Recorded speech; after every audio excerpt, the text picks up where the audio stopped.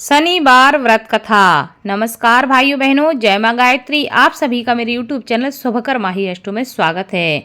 आज के इस वीडियो में सुनते हैं शनिवार व्रत कथा। सभी से विनम्र निवेदन है, अगर आप मेरे चैनल पर पहली बार आए हैं तो प्लीज वीडियो को लाइक, चैनल को सब्सक्राइब और वीडियो को ज्यादा से ज्यादा शेयर अवश्य करें, ताकि आपके साथ साथ आपके अपनी भी इस कथा का लाभ ले सकें और शनिदेव की कृपा आपके साथ, आपके घर परिवार पर हमेशा बनी रहे। शनिदेव की विशेष कृपा प्राप्ति के लिए शनिवार के दिन शनिदेव की इस कथा का स्मरण अवश्य करना चाहिए। इस कथा को सुनने से तथा दूसरों को सुनाने से शनिदेव की विशेष कृपा होती है तथा जीवन के समस्त प्रकार के संकट समाप्त होते हैं।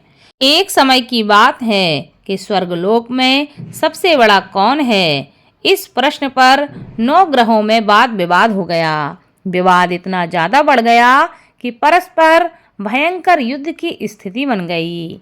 निर्णय के लिए सभी देवता देवराज इंद्र के पास पहुंचे और कहने लगे कि हे देवराज, आपको निर्णय करना होगा कि हम में से सबसे बड़ा कौन है। देवताओं का प्रश्न सुनकर देवराज इंद्र उलझन में पड़ गए। इंद्र कहने लगे, मैं इस प्रश्न का उत्तर देने में असमर्थ हूँ। हम सभी पृथ्वी लोक में उज्जैनी नगरी में राजा विक्रमादित्य के पास चलते हैं। वह ही निर्णय करेंगे कि कौन सबसे बड़ा है। देवराज इंद्र सहित सभी देवता उज्जैनी नगरी पहुँचे। महल में पहुंचकर जब देवताओं ने उनसे अपना प्रश्न पूछा तो राजा विक्रमादित्य भी कुछ देर के लिए परेशान हो उठे, क्योंकि सभी देवता अपनी अपनी शक्तियों के कारण महान थे। किसी को भी छोटा या बड़ा कह देने से उनके क्रोध के प्रकोप से भयंकर हानि पहुंच सकती थी। अचानक राजा विक्रमादित्य को एक उपाय सूझा और उन्होंने विभिन्न धातुओं स्वर्ण, रजत, कांसा, तांबा, चांदी, सीसा, रांगा, जस्ता, अभ्रक व लोहे के 9 आसन बनवाए। धातुओं के गुणों के अनुसार सभी आसनों को एक दूसरे के पीछे रखवाकर उन्होंने देवताओं को अपने अपने सिंहासन पर बैठने के लिए कहा। देवताओं के बैठने के बाद जब राजा विक्रमादित्य ने कहा, आपका निर्णय तो स्वयं हो गया है। जो सबसे पहले सिंहासन पर विराजमान है वही सबसे बड़ा है। राजा विक्रमादित्य के निर्णय को सुनकर शनिदेव को बड़ा ही क्रोध आया। शनि देवता ने सबसे पीछे आसन पर बैठने के कारण अपने को छोटा जानकर क्रोधित होकर कहा, हे राजन, हे विक्रमादित्य, तुमने मुझे पीछे बैठाकर मेरा अपमान किया है। तुम मेरी शक्तियों से अभी परिचित नहीं हो। मैं तुम्हारा सर्वनाश कर दूंगा। शनिदेव ने कहा, सूर्य एक राशि पर 1 महीने, चंद्रमा 2.25 दिन, मंगल 1.5 महीने, बुध और शुक्र 1 महीने, बृहस्पति 13 महीने रहते हैं, लेकिन मैं किसी राशि पर 7.5 वर्ष तक ही रहता हूँ। बड़े बड़े देवताओं को मैंने अपने प्रकोप से पीड़ित किया है। राम को 7.5 के कारण ही वन में जाकर रहना पड़ा और रावण को 7.5 के कारण ही युद्ध में मृत्यु का शिकार बनना पड़ा। राजा, अब तू भी मेरे प्रकोप से बच नहीं सकेगा। इसके बाद अन्य ग्रहों के देवता तो प्रसन्नता के साथ वहां से लौट गए, परंतु शनिदेव बड़े क्रोध के साथ वहां से विदा हुए। राजा विक्रमादित्य पहले की तरह ही न्याय करते रहे। उनके राज्य में सभी स्त्री पुरुष बहुत आनंद से जीवन यापन कर रहे थे। कुछ दिन ऐसे ही बीत गए। उधर शनि देवता अपने अपमान को अभी भी नहीं भूले थे। विक्रमादित्य से बदला लेने के लिए एक दिन शनिदेव ने घोड़े के व्यापारी का रूप धारण किया और बहुत से घोड़ों के साथ उज्जैनी नगरी पहुंच गए। राजा विक्रमादित्य ने राज्य में किसी घोड़े के व्यापारी के आने का समाचार सुना तो अपने अश्वपाल को कुछ घोड़े खरीदने के लिए भेज दिया। घोड़े बहुत ही कीमती थे। अश्वपाल ने जब वापस लौटकर इस संबंध में बताया तो राजा विक्रमादित्य ने स्वयं आकर एक सुंदर व शक्तिशाली घोड़े को पसंद किया। घोड़े की चाल देखने के लिए राजा उस घोड़े पर सवार होते हैं तो वह घोड़ा बिजली की गति से दौड़ पड़ा। तेजी से दौड़ता घोड़ा राजा को दूर एक जंगल में ले गया और फिर राजा को वहां गिराकर जंगल में कहीं गायब हो गया। राजा अपने नगर को लौटने के लिए जंगल में भटकने लगे, लेकिन उन्हें वहां से लौटने का कोई रास्ता नहीं मिला। राजा को भूख प्यास लग आई थी। बहुत घूमने पर उन्हें एक चरवाहा मिला। राजा ने उससे पानी मांगा। पानी पीकर राजा ने उस चरवाहे को अपनी अंगूठी दे दी।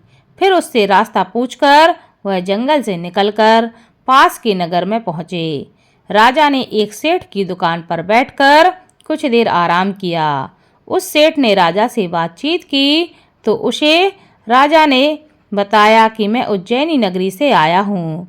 राजा के कुछ देर दुकान पर बैठने से सेठ जी की बहुत बिक्री हुई। सेठ जी ने राजा को बहुत ही भाग्यवान समझा और खुश होकर उसे अपने घर के भोजन के लिए अपने घर पर ले आए। सेठ के घर में सोने का एक हार खूंटी पर लटका हुआ था। राजा को उस कमरे में छोड़कर सेठ कुछ देर के लिए बाहर चला गया। तभी एक आश्चर्यजनक घटना घटती है। राजा के देखते देखते सोने के उस हार को खूंटी निकल गई।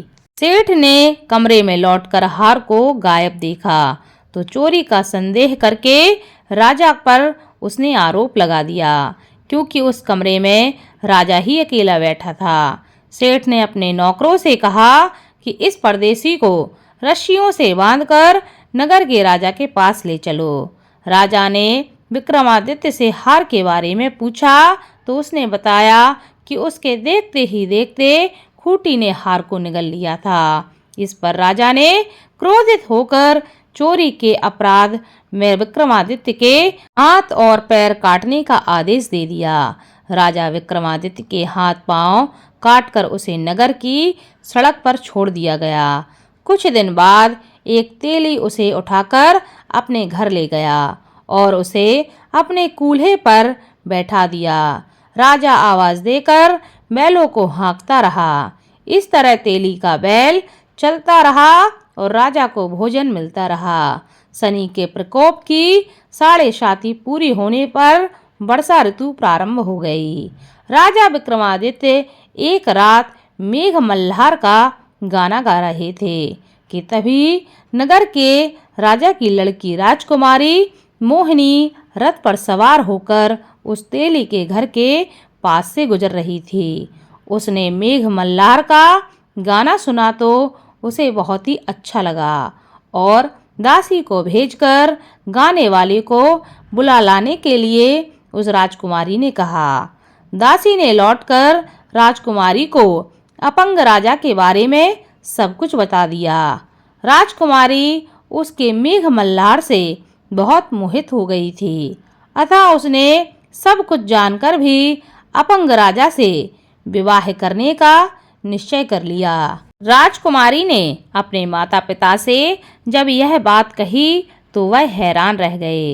रानी ने मोहिनी को बहुत समझाया पर उनकी बेटी नहीं मानी। तेरे भाग्य में तो किसी राजा की रानी होना लिखा है, फिर भी तू उस अपंग से विवाह करके अपने पांव पर कुल्हाड़ी क्यों मार रही है। राजकुमारी की माँ ने उसे बहुत समझाया।